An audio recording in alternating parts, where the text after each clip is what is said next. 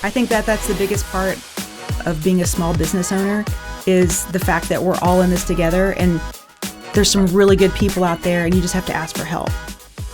Welcome to the Golden Group Strategic Growth Podcast, featuring expert insights, interviews with thought leaders, and business plan triage. Hosted by Kyle Golding, award-winning entrepreneur, CEO, and chief strategic idealist for the Golden Group. Hello, everyone, and welcome to the Strategic Growth Podcast. I'm your host, Kyle Golding. I'm joined today by my special guest, Kelley McGuire, wine specialist at Wine With Kelley. Yes. That makes more sense. Right. Wine With Kelley. Right. And of course, you're the wine specialist. Yes. But we've known each other a long time. We have. But I want you to introduce yourself to anyone listening to the podcast who has not had the pleasure of meeting you. Okay. Kelley McGuire. I have loved wine probably I guess I got introduced to wine probably in early 90s when I was in college. And when we all get introduced to wine. What's that? Yes. But I didn't know anything. And I think that's the truth for a lot of us, that you go into wine and you don't really know anything about it. It's very, intimidating. It can be just overwhelming, honestly. Sure. So I think you just, you go through the motions drinking wine, whatever someone tells you. You look at the little shelf thing that tells you if it's a 95 or an 85 or whatever. Yeah, so I just have always been interested. And then over the last couple of years, I decided to really dig in because I got really frustrated with not knowing how to buy wine properly. Right. Like buying an Italian wine or a French wine. Those labels are just so confusing. And so I just started learning more and really got nerdy about it. And so I decided to get some certifications through the Wine Spirit Education Trust in London. And most recently, I just thought, well, how can I turn this into a thing, a business? And so that's kind of where I am right now. Some of the best businesses are solving a problem and following a passion. Right. You're doing both of those in this scenario. And I never even thought about it that way. Well, there you go. Yeah. Of course. Everything comes back to business. Right. But I think I started off trying to solve my own problem with education. Right. And so my nature is to tell people about things. I want to help people. You and I met when we both worked in nonprofit. So I have a real passion for helping people. Yeah. And training people and helping people become better. And so just through this process, how can I help other people who are feeling exactly like I was, very overwhelmed and stuck and confused about wine? How can I make them feel more comfortable about it? How can I help them feel less intimidated when they go shopping, right, and just feel more confident so they can enjoy it and not feel like, wine is for other people. Right.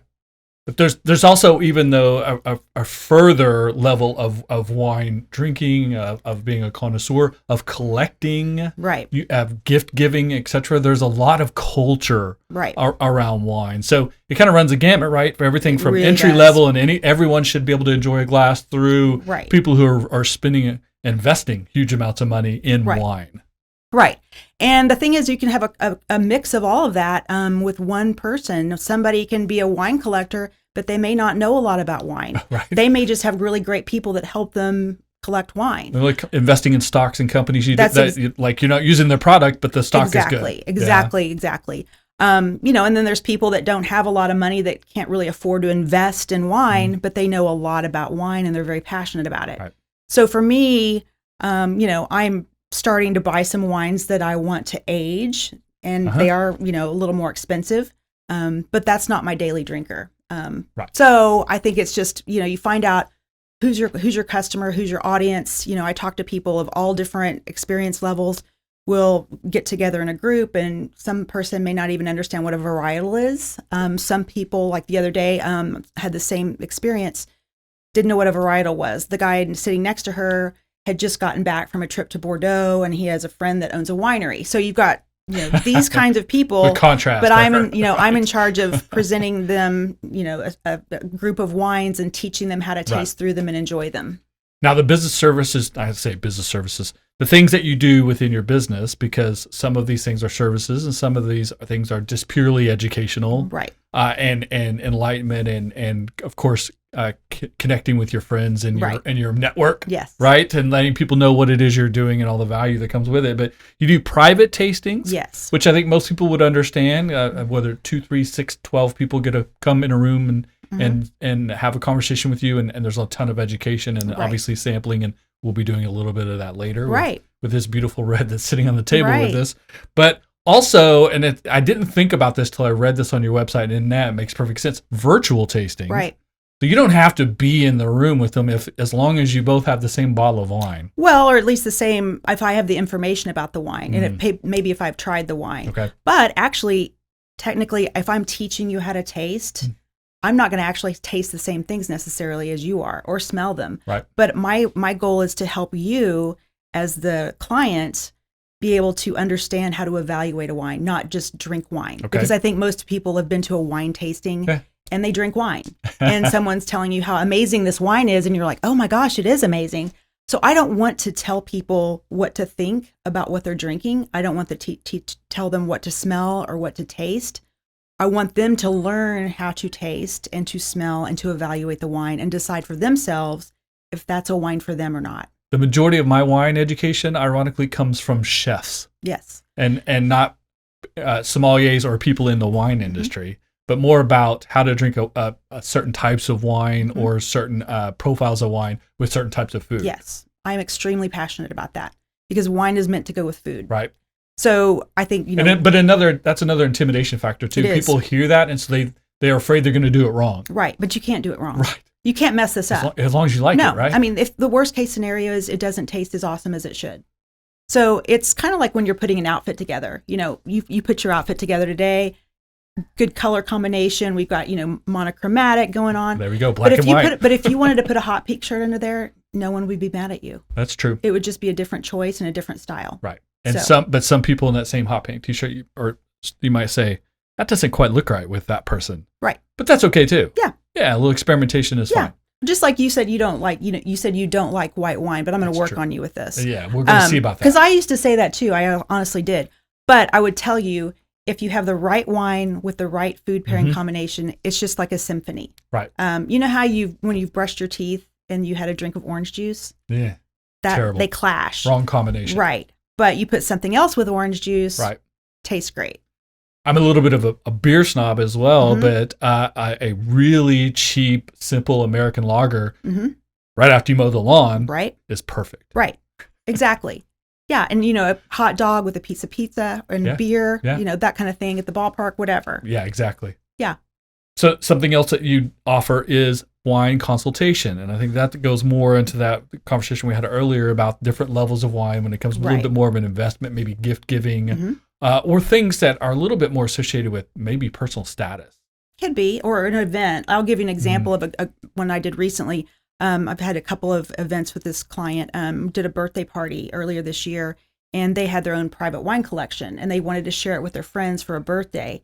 And so I helped them curate a list of wines that we would taste as a group of their wines, and led the group through the tasting. And then they followed that with a chef dinner. And so I chose wines to go with the dinner they were having. Excellent. So kind of that, it's just pretty much choosing, laying out the plan, whether it's a birthday party or, again, if you're, giving gifts to all your clients and you want to choose a crowd pleaser or, depending on the person, their profile. The same way you would hire an event coordinator or a catering specialist if it was all food, or maybe someone who brings music, et cetera, right? Just bringing expertise and skill and making their event excellent. Right. Or just kind of helping them decide and feel more confident about their own decisions. Right.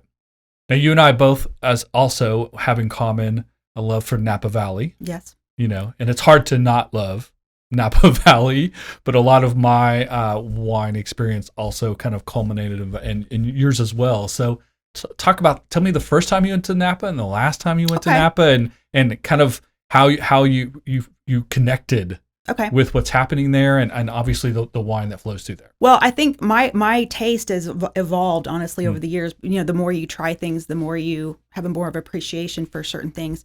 So I was in a wine club, or I still am in a wine club when I can make it. A group of our friends here in Oklahoma City started it, I think like 2008 maybe.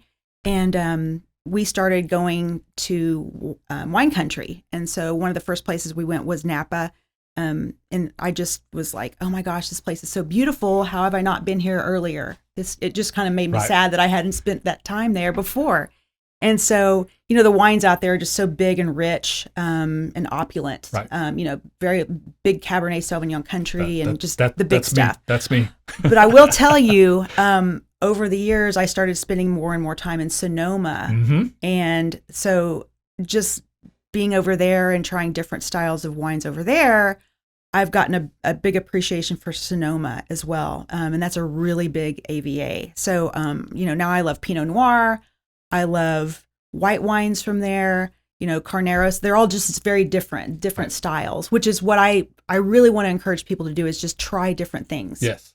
And amazingly, so you can have very different styles of wine that the grapes are grown 20 miles from each other. Mm-hmm. That it doesn't have to be France versus Napa Valley versus Washington versus Chile versus Australia. Right. So you can have amazing similarities and differences in something that's really, and even local, even in the definitely. Midwest. Yeah, definitely. I mean, you've got, when you look at mountain fruit versus valley fruit, that's going to be different. You've got, if you look down the map of California, all of the vineyards, there's different, they'll source grapes from different vineyards. Because they're going to taste different, even it may be the same. Even the east and west sides of the valley. Oh, definitely. In Napa itself, yes. have different profiles to them. Right, and that's where I started nerding out on this whole thing because I really wanted to understand, why is this bottle that's from Mount Veeder twice as expensive as one from down in Central Valley, California? What's happening there? Right. And so just learning about all of the things that go into growing grapes and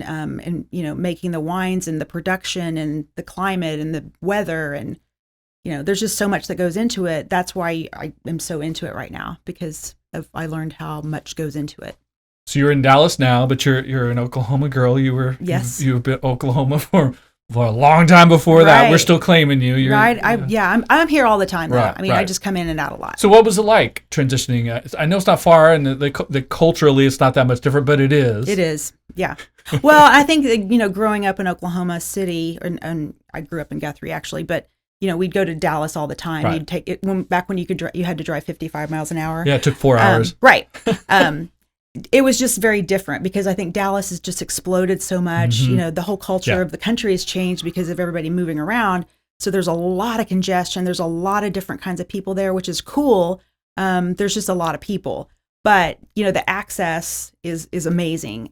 So I started working part-time in a boutique wine shop about 1.5 years ago as I was learning and taking these courses, and just got to know a lot of great people who are passionate about wine and kind of a cool little community.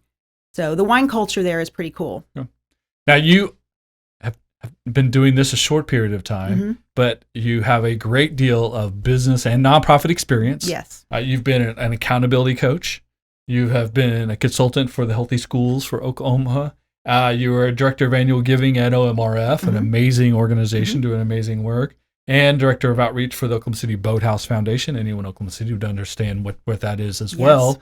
And then, and we met each other at United Way. Yes. So the things that you've learned as a professional, whether it's business or nonprofit side, and now running your own business, and this is you're in startup mode. This is new. How's that past experience feeding into helping you figure out how to make this work for you now?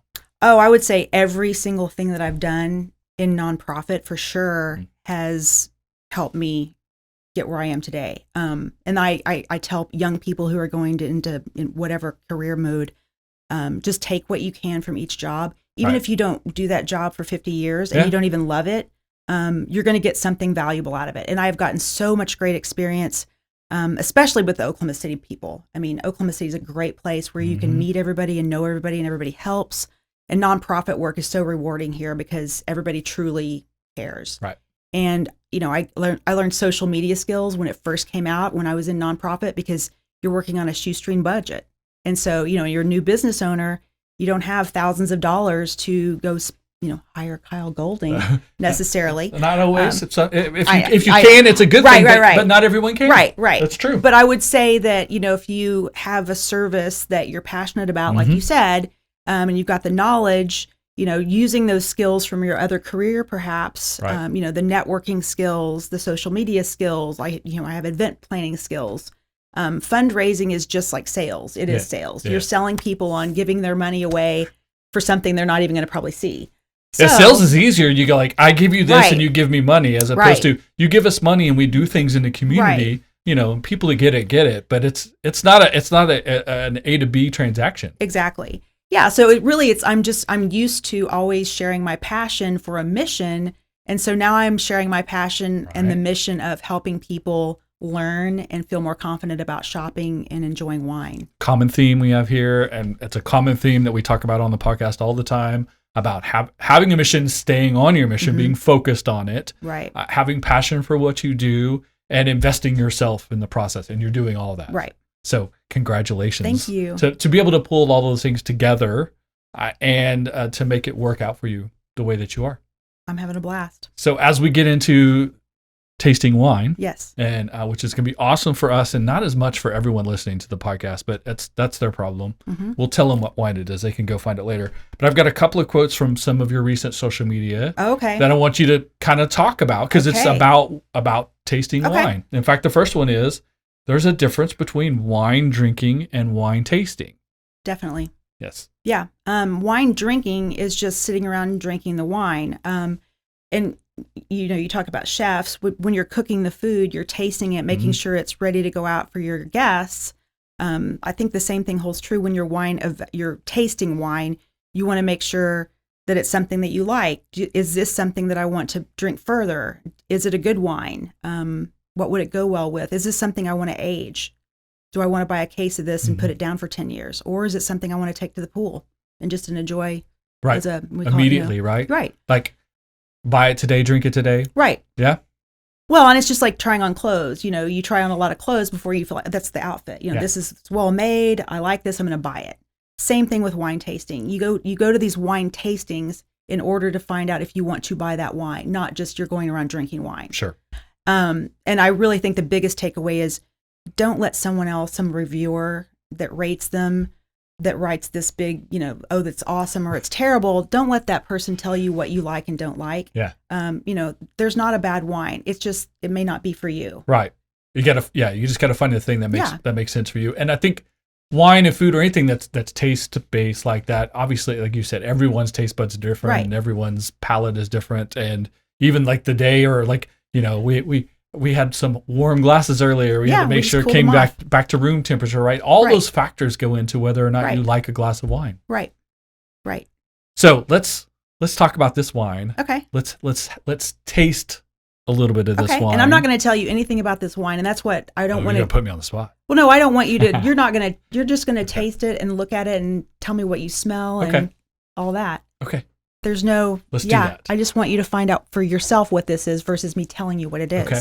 And then I'm gonna challenge my podcasting skills to describe what we're doing here for those not watching on YouTube or listening. So, and it's hard because we don't have a white under it's that true. to look at the color. So the lighting is a little funky in here, but the good thing is it's a dark red. Which we know that. We know it's a red wine, right? It is a red wine. Let's see how on the nose. Okay, I'm getting some berry, some blackberry. A little bit of pepper, not much. You're really good at this. Not a lot of. So typically the reds I go for are pepper and butter, and I'm not getting any butter. Okay. Barely any pepper, but I am definitely getting some blackberry. Okay. Not getting any chocolate. Okay. So I would say. And I don't want you to guess what it is. I just want you to. But I would say that it's not a deep red. I would say it's it's not necessarily light red, so it's kind of middle of the road red. Yeah, it's still a big one. Okay. Yeah. And I'm smelling kind of some dirt on there, a little bit of soil. So some earthiness. Yeah. But not red fruit for me mainly. But not mineral. Not necessarily on the like nose. You do often on white. Right. Okay. Yeah. But I mean, I think there's like some vanilla in there for sure for me. See. We got some decent legs. For those of you listening but don't know, legs are when you. Well, that's gonna tell you that it's not a light alcohol wine, right? And the body of it. So beyond that, that's all it tells you. It doesn't tell you if it's a good wine or not. So I know there's a lot of myths, and there's a lot of myths around wine, by the way. So. There's a lot of posturing around wine, right? And that's what really wears me out. So that's why. And that leads back to that intimidation factor we talked earlier, which keeps people away from it, and people need to understand, right? You said. Right. whether it has good legs or Yeah. not, like whether all those And other legs, factors, yeah. do you like it or not? Yeah. Do you like it or not? And Right. is this a wine that is lasting? Is it Right. quality? So I'm just There you go. we're gonna taste it. All right, let's do it.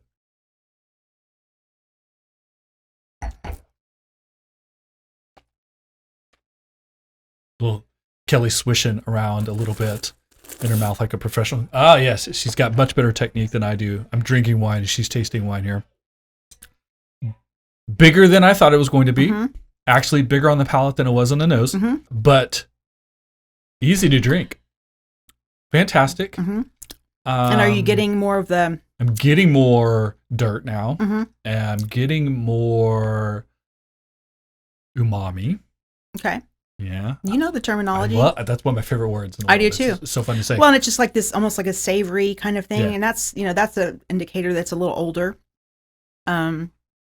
So yeah, there's a lot of different things going on with it. Yeah, And it's a really great it's a good wine. wine. This is a wine that when you do tell me what it is, I'm going to be happy to put it on my list to try again because I like it a lot. And you're gonna laugh when I tell you how much it costs.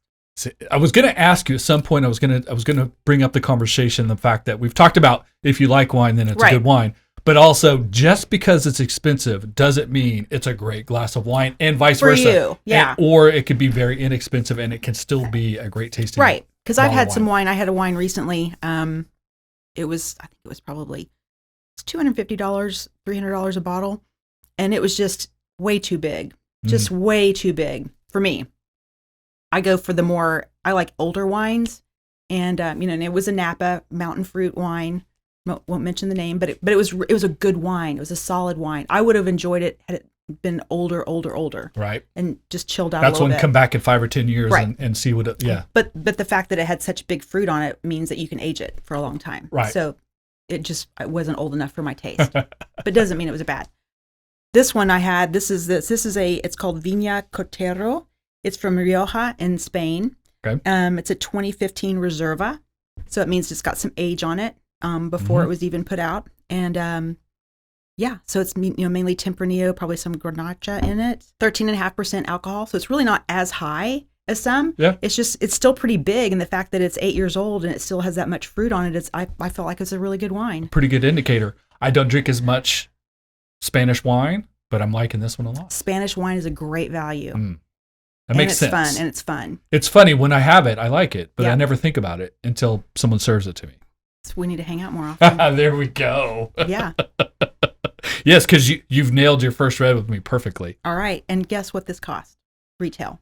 See, you've already tipped your hat that it's going to be much less expensive than Well, it's not a than I think it's $300 going to bottle be. of wine, but you can guess. $50. No. 20. 20. Yes. This is an amazing wine for $20. I know. That's my point. That's- Spanish wine is a great value. I'd buy a case of it at $20. I think you should. Yes. Yes, for sure. Yeah. So that's the big thing is that, you can find good wine Right. for under $25 all day long. Right. I buy wine everywhere. I obviously have great connections to wine, Sure. and I'm a member of wine clubs that are in California. I'm in the industry, so I get these great discounts when I go there. You feel confident because you're doing all this work and you've researched and you have all this understanding. And so there are a lot of people right now that are listening to podcasts and they're saying, I don't know, I don't even know where to start. So Right. what's your top 5 how to get started with wine? And then after that, I'm going to ask you kind of the top 5 Okay. mistakes people make. Okay, But start that's easy. with how to get really going. Yeah, I think drink wine. Yeah. Drink a lot of wine. And it doesn't have to be scholastic like I have been doing. It can just be trying wines that you've never had before and you just don't know. Make friends with the guy at the wine shop. If you are near a great wine sure. shop, and there's some great ones here in Oklahoma City. Yes. Um, And that's one of the reasons too, 10 years now, maybe 12 years ago now when Oklahoma changed all their liquor laws. This has popped up in my timeline recently I was congratulating our friend Stephanie Bice for yes. getting the liquor laws changed in Oklahoma when she was a Yes. state senator. And we all met on Twitter back in the day, remember? Right. Yeah. Everyone said, well, now that if Big Box can sell wine and spirits and High Point beer, then it's going to crush liquor stores. No. I don't know of a liquor store that's gone out of business since No. those liquor law changed because we don't go to liquor stores to get the best price or, Right. or the biggest selection of the major brands. We go there to get specialty items and to have that conversation, like you said, your Right. wine guy. Make friends Yes. with the wine people at your local liquor store or at somewhere that you go on a regular basis, Right. because that person Right. is going to have more education than me, the consumer, Right. and kind of point you in the right directions, or maybe specials or something where you save a couple bucks and get to experiment with a new one you wouldn't try That's otherwise. exactly right. And Right. they can, because they're on the daily basis, Yeah. they're That's their meeting job. with the distributors, they're tasting those wines Mhm. before they put them on their shelves or even choose to put them on their shelves. And so they know what they taste like. So Same thing that's- with some of your better restaurants where they have a wine program, right. where they're not just taking whatever the distributor gives them, but they're selecting wines to Right. go with their menu. They're tasting them, they're having conversations, they try new things, especially if you can buy it by the glass, because you really get a chance Definitely. to experiment for not a lot of money. And if it's not great, it's Exactly. go get you another Yeah, one. there's so many topics that you Right. just brought up that I could cover. Sorry. No, but that's great. But that's exactly why, Okay. for like social media, I take those topics and Uh-huh. I turn them into a post, because there is a big, Right. thing about just choosing wines on the wine list. How do you find the right wine at the store? Yeah. And like the top 5. Okay, so back to our original Right. question. So you said drink wine. Drink wine, make a friend at your store. Right.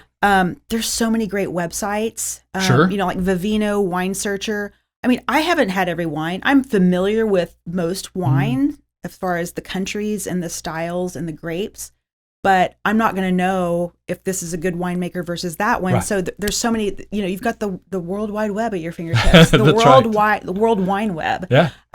So you can just look it up when you're at the stores. Like, is this a good value? Even if you're going to the restaurant, before you go there, look up the wine list and see are these good values? Are they good wines? The same way we learn anything else, right? Right. Right. You just and just get advice from friends.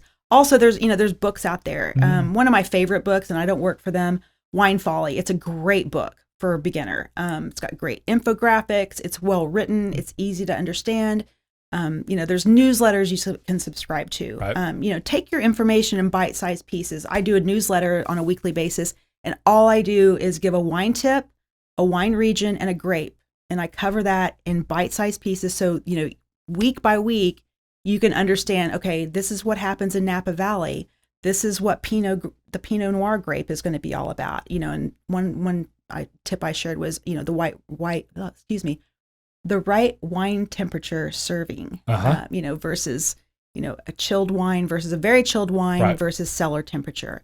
There's a lot of confusion around that. Sure. So just things like that. Just take things in bite-sized pieces and have fun with it. Perfect ideas about how to make yourself just feel more confident, more comfortable in the idea of drinking wine and buying wine, giving it as gifts, etc. Right. So what are the top 5 mistakes that people make? Well, I don't. Or let me Okay. rephrase that question, because we don't want to make you feel like they're making a mistake. Right. What are the top 5 kind of myths or things that people are told by other people that it goes back to the intimidation factor, and it's like, stop listening to the people tell you it has to have great legs or it has to have this, that, and the other, and just dive in and have some great wine. Right. I think there's the whole the grocery store mass-produced wine versus expensive wine. That's a whole discussion point, because there's things like, the grocery store wine, you might have 2 different wines on the shelf. They're the exact same wine. Yeah. It's just got different labels. So that's a whole other topic.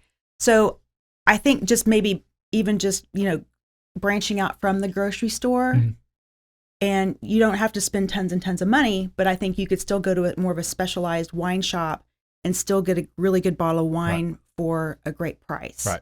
I would say that's something that you might, maybe a misstep, like thinking you're going to learn all about wine and get all these great wines when you only shop at the grocery store. Right. Okay. Not that you can't have a bad wine. You can, but yeah. But I would also say only going by the shelf, they call them shelf talkers, when it's like, oh, Robert Parker rated this X. The little tags, right? Yeah. And Robert Parker's a, controversial figure anyway. I mean, what kind of wines does Robert Parker like? So he's going to, maybe that's not your style. Hey, if I had to rate wines, I would give reds much better scores than whites. And that's because of what you like. That's what I like. So that's another thing. Just don't be influenced totally by the scores and the points. It's a great place to start, but don't be influenced by that. I would also say don't limit yourself to a certain type of wine. like you were talking about your love of Napa cabs. I've done a tasting. I did a tasting a couple of weeks ago, and it was cab adjacent wines. Okay. So I brought out some Côte de Rhone. I brought in a Malbec from Argentina. Some Merlot, just some different things that are just kind of in that same realm, but just a little bit different, so people can see that there are different things. Like this is Spanish Rioja. Yeah. Like this is something you should be drinking. Yeah, I will, because I loved it. Okay. But those are just a few things. But I think the main thing is just don't limit yourself and don't let other people tell you what to drink. Right. Last question. Yes. We're gonna bring it back to business, right? Okay. It's a business podcast, and you have a new business, and we were talking before the camera started and mic first started rolling, so I want to have this conversation again. Is the ability to start a business with a website or with a course, or something like that, as opposed to the old days of having to have a brick and mortar, having to, like, if you're going to be a wine expert, you have to have a warehouse full of wine and spend hundreds of thousands of dollars. Right. So as someone who has a new business, you're in startup mode.